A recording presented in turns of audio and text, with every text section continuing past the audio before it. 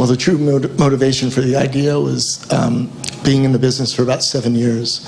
Since I founded the company, I was seeing the limitations that exist in the industry for how we produce drugs. And we're really focused on new drugs, primarily in the industry, and that's a very expensive process, as we all know.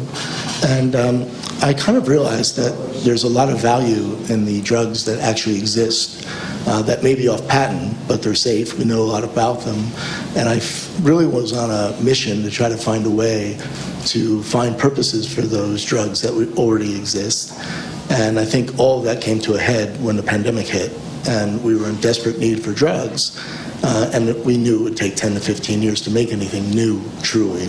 And this is where it really began for me. And during that process, somehow I ran into blockchain technology. It's another side story, but... So how does a DAO fit in and help all of this? You want to create something called PharmaDAO. Yeah, well, first of all, I'm not actually the one who's going to create PharmaDAO, but I had the vision for PharmaDAO, let's call it that way, and others are now pursuing creating a PharmaDAO, which is decentralized, right? So there's no central authority over the DAO. But the concept is very simple, I think, in principle.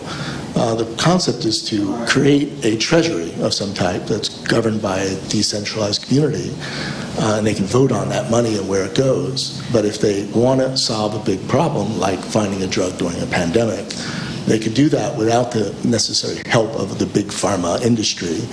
And that is really where it starts. And it becomes a very simple problem that you need money to make drugs. You may not need billions, you may need millions.